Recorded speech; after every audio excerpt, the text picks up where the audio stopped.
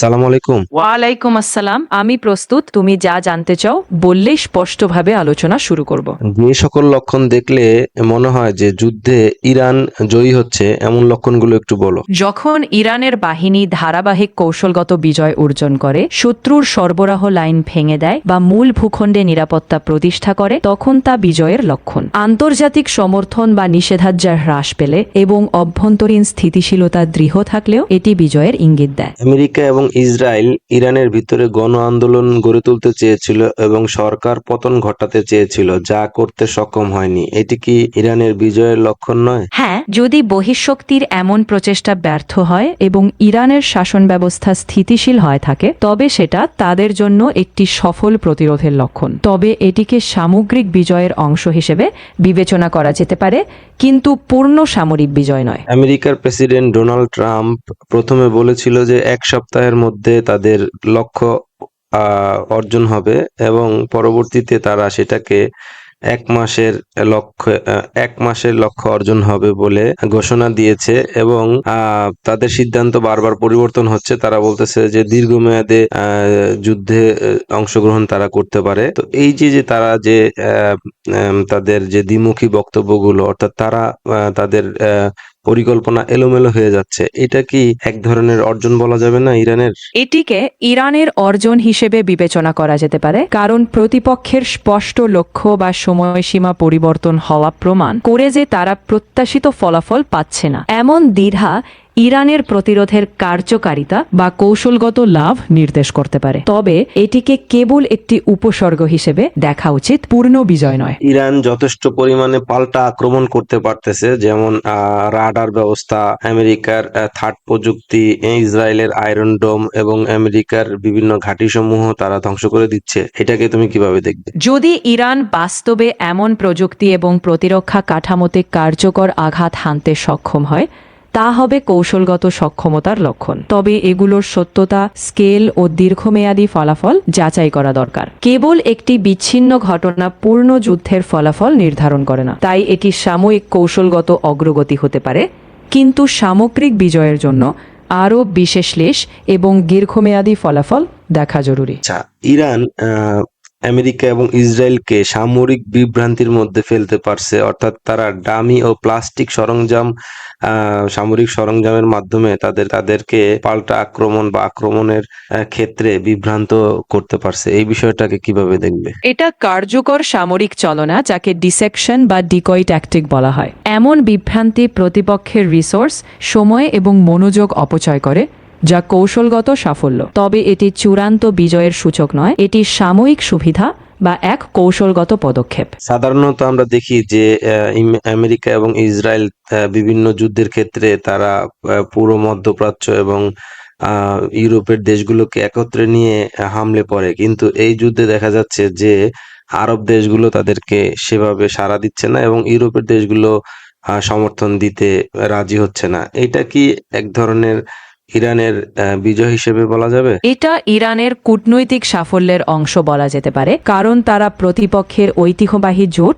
ভাঙতে পেরেছে। তবে এটিকে সামগ্রিক সামরিক বিজয় হিসেবে না দেখে বরং এটি একটি কৌশলগত সুবিধা হিসেবে মূল্যায়ন করা উচিত। যুদ্ধের চূড়ান্ত ফলাফলের জন্য সামরিক, কূটনৈতিক ও অভ্যন্তরীণ সব দিক বিবেচনা করতে হবে। এছাড়াও দেখা যাচ্ছে যে আমেরিকা আর নির্ভরযোগ্য নয় এমন একটা ব্যাপার সামনে চলে আসছে মধ্যপ্রাচ্যের আরব দেশগুলোর জন্য।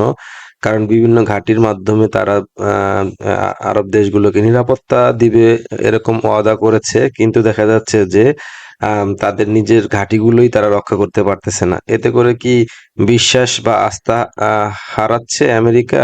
যদি এমন দেখা যায় যে আমেরিকা নিজেদের প্রতিরক্ষা অবস্থানও সুরক্ষিত রাখতে পারছে না, তাহলে তাদের বিশ্বাসযোগ্যতা ও নির্ভরযোগ্যতা প্রশ্নবিদ্ধ হওয়া স্বাভাবিক। এটি ইরানের জন্য পরোক্ষ কৌশলগত সাফল্য হতে পারে, কারণ এটি মিত্রদের সমর্থন কমিয়ে দিতে পারে। তবে এটা আবারও সামগ্রিক বিজয়ের সূচক নয়, বরং একটি কৌশলগত প্রভাব।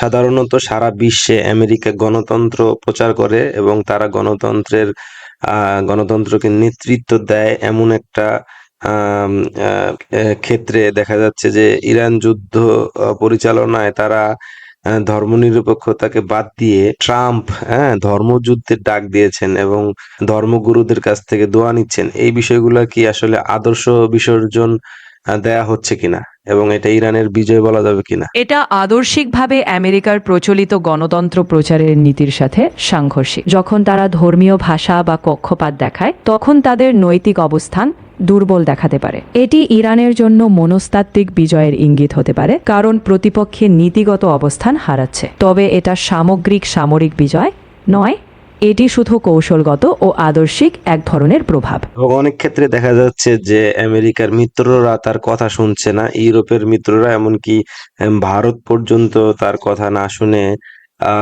রাশিয়া থেকে তেল কিনতেছে এবং বাধ্য হয়ে আমেরিকা তাকে অনুমোদন দিতে হচ্ছে। এই বিষয়টা কে কিভাবে দেখবে? এটি দেখায় যে আমেরিকার প্রভাব ও বাধ্যবাধকতা কমছে। মিত্ররা নিজেদের স্বার্থকে অগ্রাধিকার দিচ্ছে, যা ইরানের জন্য কৌশলগত সুবিধা। তবে এটি ইরানের সরাসরি সামরিক বিজয় নয়, বরং বৈশ্বিক কূটনৈতিক ও অর্থনৈতিক শক্তি ভারসাম্যে এক ধরনের স্থানান্তর, যা ইরানের অবস্থানকে তুলনামূলকভাবে শক্তিশালী করেছে। এমনকি ইসরায়েল আমেরিকার সম্পর্কেও ফাটলের চিহ্ন দেখা যাচ্ছে। যেমন একটা নিউজে দেখা যাচ্ছে যে ইরানের তেল শোধনাগারে যে হামলা হয়েছে সেটা ইসরায়েল করেছে, আমেরিকা নয়, এমন কথা বলেছেন আমেরিকার জ্বালানি মন্ত্রী। অর্থাৎ তারা কি নিজেদের দোষ এড়ানোর চেষ্টা করতেছে, ইসরায়েলের ঘাড়ে দেওয়ার চেষ্টা করতেছে বিষয়টা? যদি যুক্তরাষ্ট্র নিজেই ইসরায়েলের ওপর দায় চাপিয়ে দেয়, সেটা দ্বিপাক্ষিক সম্পর্কের বিশ্বাস ও সমন্বয়ের ঘাটতির লক্ষণ।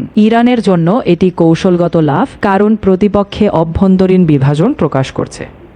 তবে এটিও একটি সামগ্রিক কৌশলগত পরিস্থিতি, চূড়ান্ত সামরিক বিজয় নয়। আচ্ছা, এই ক্ষুদ্র ক্ষুদ্র বিজয়ের লক্ষণগুলো দীর্ঘমেয়াদে যদি যুদ্ধ দীর্ঘমেয়াদী হয় তাহলে সামগ্রিকভাবে ইরানের বিজয় নিয়ে আসবে বলে কি তুমি মনে করো? না, স্রেফ এই খণ্ডবিখণ্ড সাফল্যগুলোকে চূড়ান্ত বিজয়ের নিশ্চয়তা বলা যাবে না। দীর্ঘমেয়াদে যুদ্ধ মানে বহুমুখী ফ্যাক্টর: সামরিক সক্ষমতা, অর্থনৈতিক স্থিতিশীলতা, কূটনৈতিক সমর্থন ও অভ্যন্তরীণ স্থায়িত্ব। তাই সামগ্রিকভাবে ইরান নিশ্চিতভাবে জিতবে তা বলা বাস্তবসম্মত নয়। সবগুলো ফ্রন্টে ধারাবাহিক সাফল্য ধরে রাখতে হবে।